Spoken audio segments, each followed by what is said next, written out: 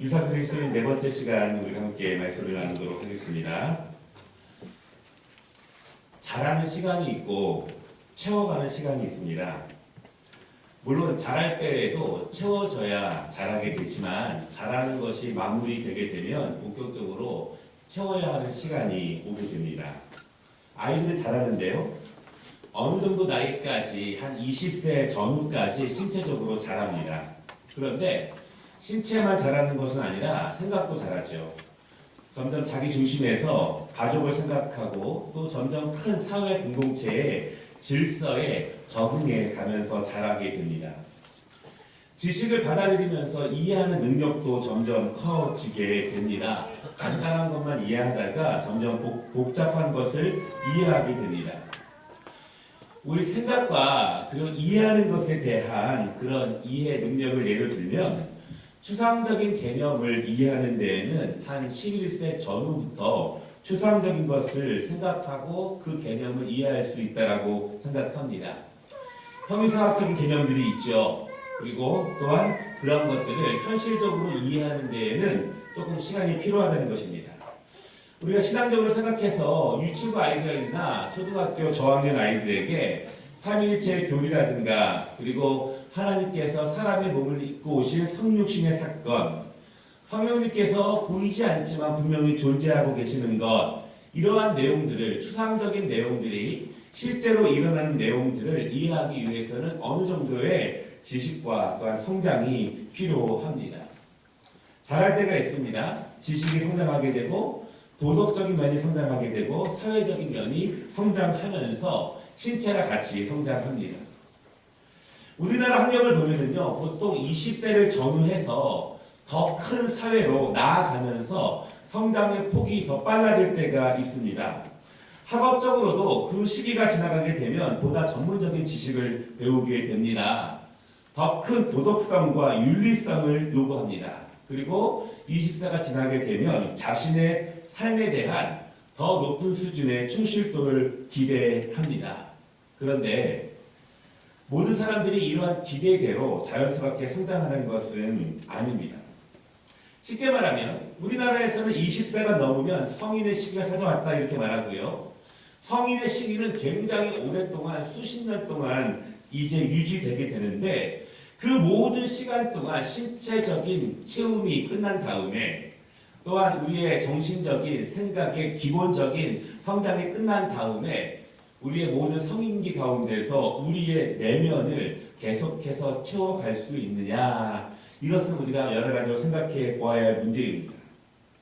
우리는 20세, 30세, 40세, 50세, 60세 시간이 지남에 따라서 점점점 내 안을 채우면서 점점 괜찮은 사람이 되고 가고 있는가, 점점 더 신사적인 사람들이 되어가고 있는가, 내 속이 더욱더 아름답고 그리고 충만하게 채워져 가야 하는가, 자동적으로 채워지지 않는다는 것을 우리는 보게 됩니다. 그 이유가 무엇일까요? 그것은 여러 가지 이유가 있겠지만 강제성이 있고 자율성이 있고 헌신성이 있어요. 보통 우리가 고등학교라든가 어떤 경우에 대학교까지는 강제성이 있습니다.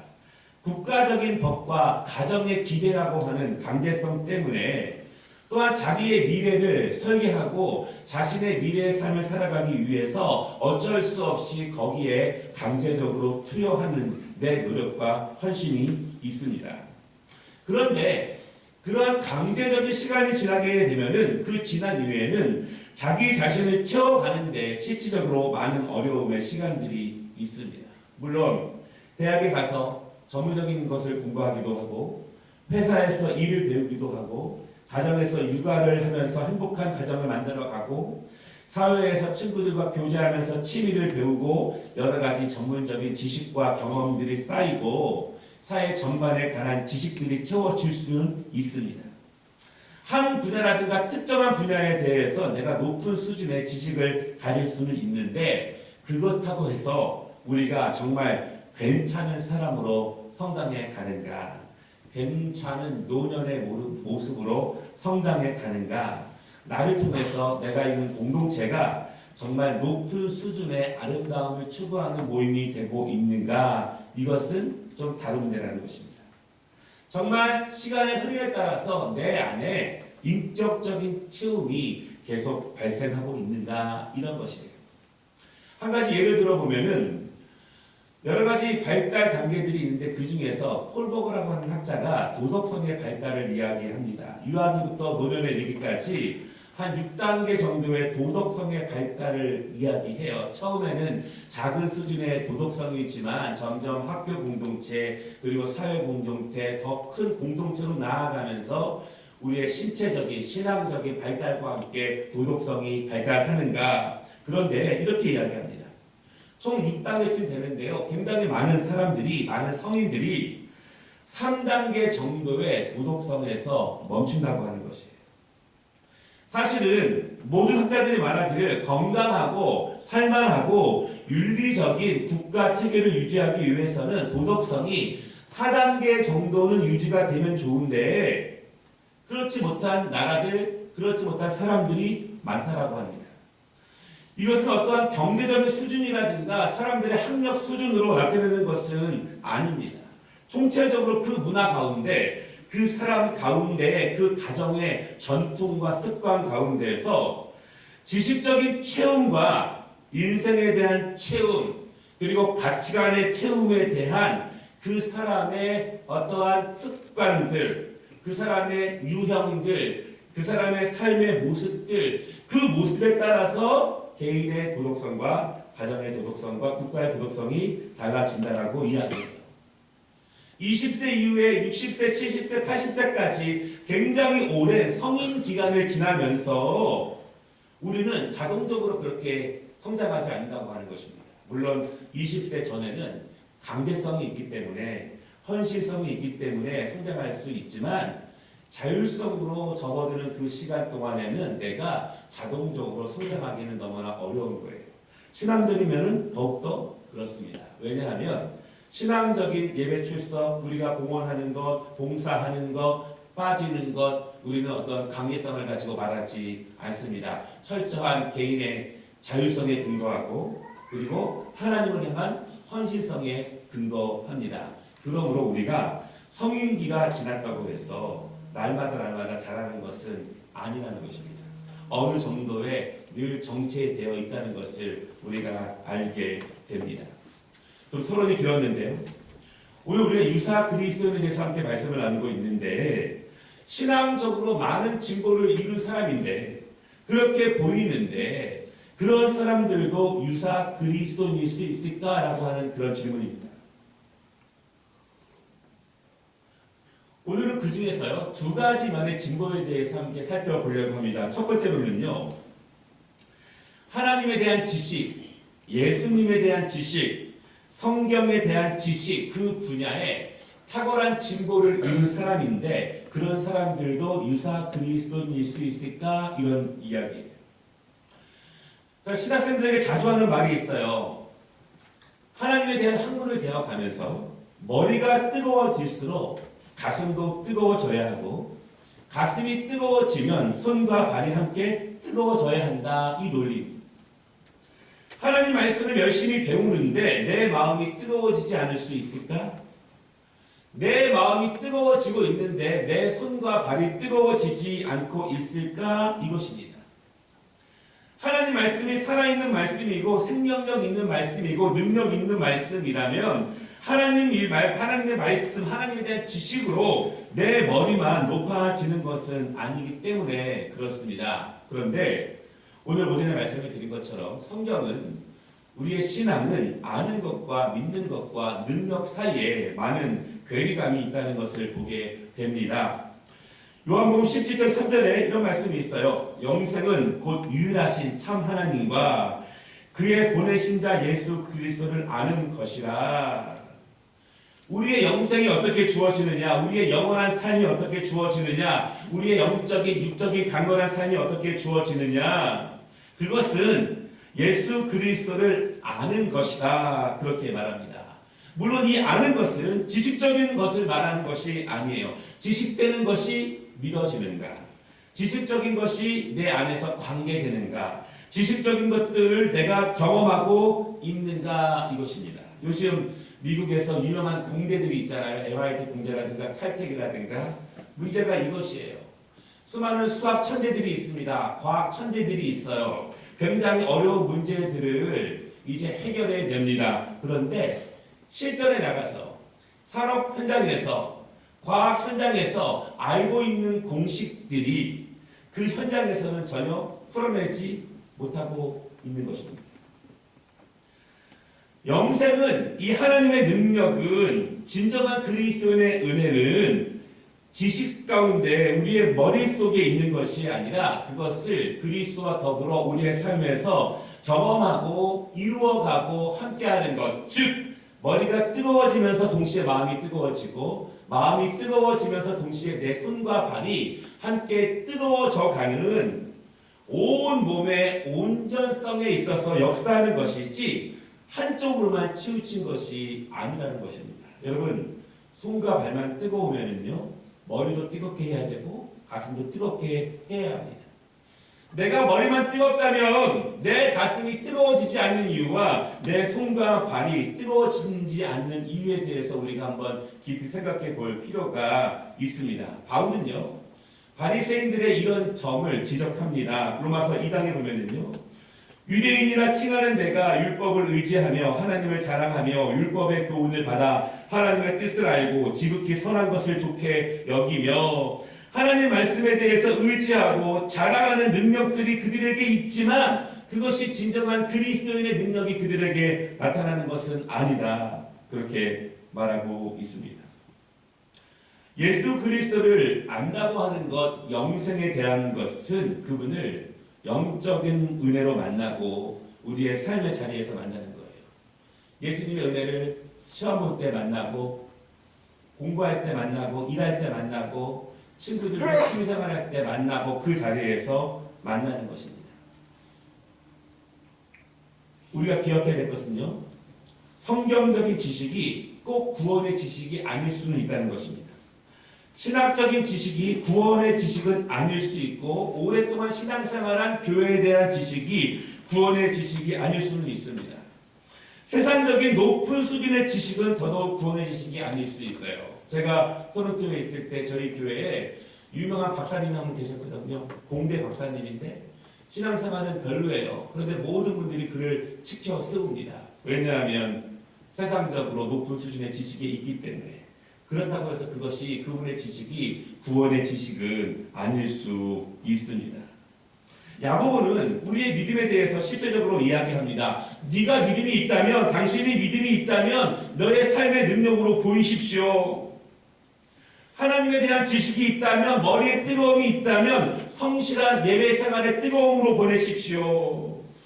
예수님에 대한 지식이 있다면 삶의 증거로 보이십시오. 성령님에 대한 지식이 있다면 뜨거운 기도를 통해서 그 지식을 보이십시오.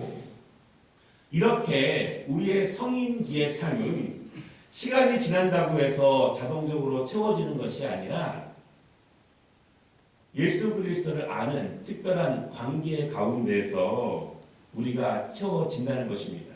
그러므로 성경적인 지식적인 큰 증거가 있지만 유사 그리스도일 수도 있다는 것입니다. 두 번째는요.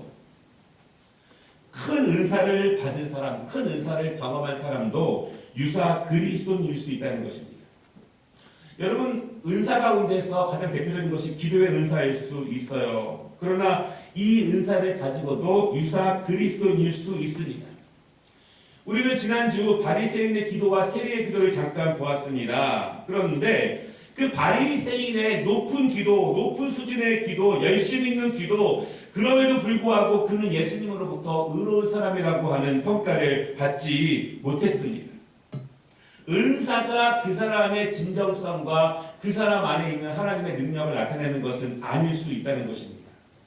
오늘 우리가 함께 읽은 말씀이 있습니다. 나더러 주여 주여 하는 자마다 다 천국에 들어갈 것이 아니요 다만 하늘에 계신 내 아버지의 뜻대로 행하는 자라야 들어가리라. 그날에 많은 사람이 나더러 이르되 주여 주여 우리가 주의 이름으로 선지자 노릇하며 주의 이름으로 귀신을 쫓아내며 주의 이름으로 많은 권능을 행하지 아니하였나이까 하니 저 이것도 했고 이것도 했고 이것도 했고 이것도 했고 이것도 했고 여러분, 그런데 하나님께서 기뻐하시는 것은요, 은사보다는 은혜입니다. 하나님은 은사를 가진 사람도 사랑하시겠지만 은혜를 가진 사람을 더 사랑하신다는 것을 믿으시기를 바랍니다.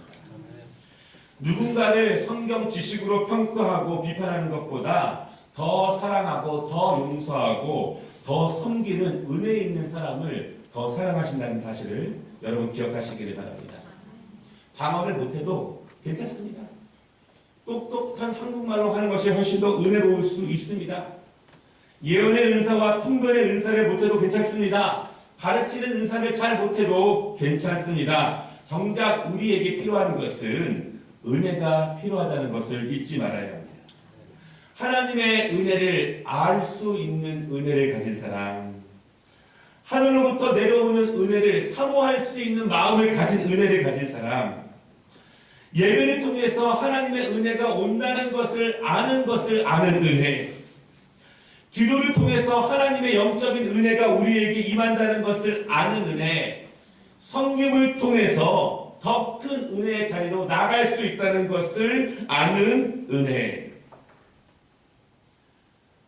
누군가를 섬기고 누군가를 대신하고 받는 것보다 주는 것을 더욱더 복되게 여기고 대접받는 것보다 대접하는 것을 더욱더 복되게 여기고 다른 사람들이 보지 못하는 것을 보며 그것에 내 손과 마음의 뜨거움을 전하는 것.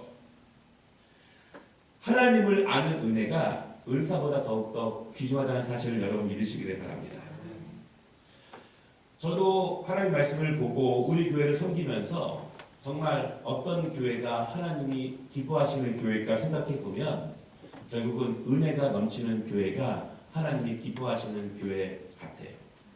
말씀의 은혜가 넘치고 말씀대로 살아가면서 간직의 은혜가 넘치고 서로서로 용서하는 은혜가 넘치고 서로서로 이해해주고 기다려주고 끌어주고 함께하고 내가 먼저 하고 힘들지만 어렵지만 고단하지만 하나님께서 나에게 주신 내 시선으로 바라보면서 그것을 감당해내는 은혜, 결국 우리 신앙 공동체의 능력은 은혜 가운데 나타난다고 믿습니다.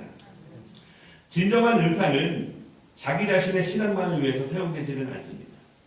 진정한 은사는 교회와 성도들을 은혜롭게 하는 데 사용되는 것이 진정한 은사일 수 있습니다. 만약 나에게 높은 수준의 은사가 있다면 그 은사가 무엇을 위해 사용되어지는가요? 혹시나 바리새인처럼 사용되는 것은 아닌가? 아니면 하나님이 나에게 주신 은사를 내가 다른 사람에게 은혜를 끼치고 교회에 은혜를 끼치고 교회 이름으로 이 지역에서 은혜를 끼치는데 사용된다면 진정한 능력 있는 은사의 모습일 수 있습니다.